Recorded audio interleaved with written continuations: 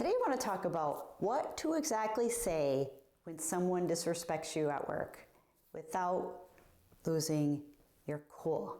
And that's the most important part, right? Let's be real. Nothing ruins a perfectly good work day faster than a colleague talking down to you, or dismissing your ideas, or throwing shade in a meeting, right? It's like office politics meets high school drama, but with worse coffee. But here's the truth. You don't have to stay silent or get snappy and snap right back at someone.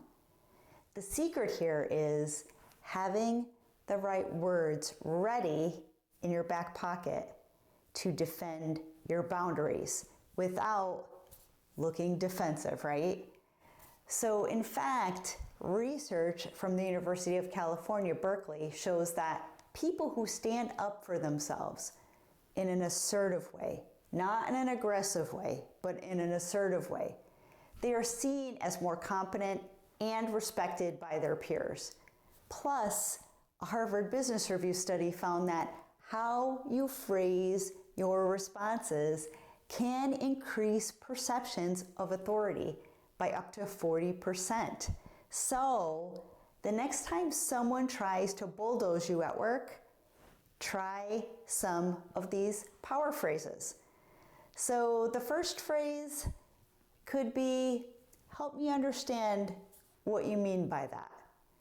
So, the translation here is that you're saying to them in a nice way is, I'm not letting that slide, but I'm giving you the chance to clarify before I react. This puts the onus back on them to explain, and often when people hear something like that, like they hear themselves talking out loud, they realize how inappropriate that what they said sounds to them. So give that one a shot. A second one could be saying something like, I'd appreciate it if you spoke to me directly rather than making assumptions. So this is a little tougher one because you're pretty much calling them out, but in a professional and nice way. According to Gallup's 2023 workplace survey, 45% of employees say that indirect communication is their biggest workplace frustration. This phrase keeps things professional while shutting down that passive-aggressive behavior. So if you have someone that's, kind of making assumptions about you or speaking about you or speaking to you in an inappropriate way, it might be a good way to really clear things up, to really understand, where they're at, shutting down their passive-aggressive ways, and also letting them know that you are not going to be bullied by them. A third phrase, I guess you would say, is let's stay focused on the topic.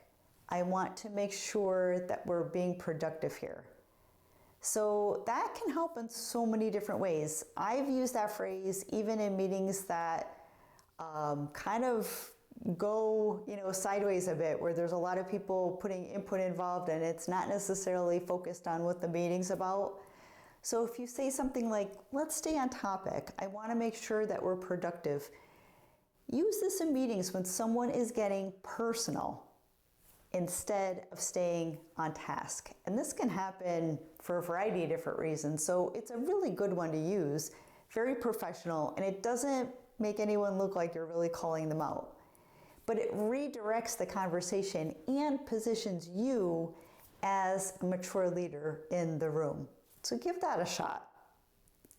A fourth phrase is saying something like, I don't believe that comment reflects my contributions. Let me clarify. So this can be, maybe you're leading a specific group or working on something together, Sometimes people in the team, in the cross-functional team, don't necessarily understand roles as far as what you're contributing from what your title says, right? But it's a classy way to correct someone who may be discrediting you while subtly reasserting your expertise. So it's a nice way to just be really clear about what you're focused on in your role and what you're responsible for.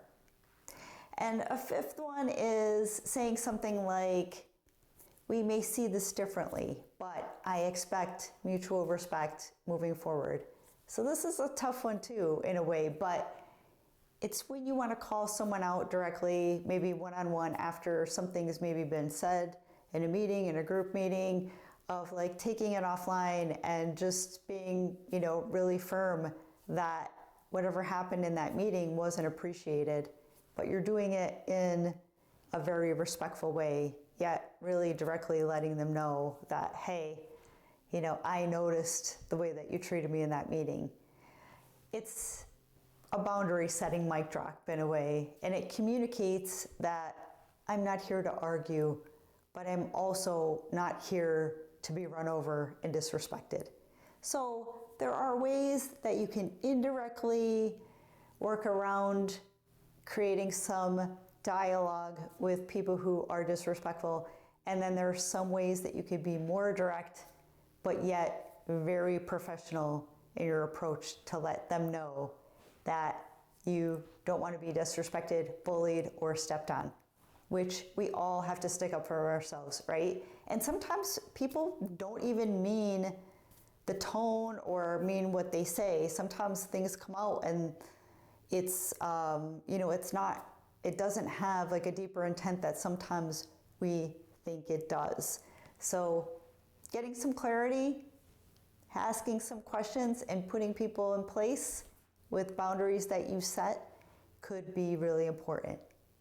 So body language matters big time, regardless, no matter if you're having a conversation, doing a presentation, or you're standing up for yourself. It matters just as much as words do. So stand tall, keep your tone steady, and hold eye contact. I know sometimes that can be tough because when something is going sideways, if you're being disrespected or bullied, you get nervous because you want to say something and you're trying to be professional and there's all this back and forth going on in your mind, right? So I know that that's a tough thing. But if you can control yourself, the way that you stand, your facial expressions, your tone, you will be so much better off. And studies show that nonverbal cues, they account for 55% of communication impact. So that's a lot of impact. So stand tall, be confident, don't be insecure. I know that's easier said than done, right? But if you take the time when something is happening to breathe, pause and reflect, and have some of these tips in your back pocket when these types of situations happen, you will be prepared for anything. So the bottom line here is you can't control how others behave, but you can control how you respond.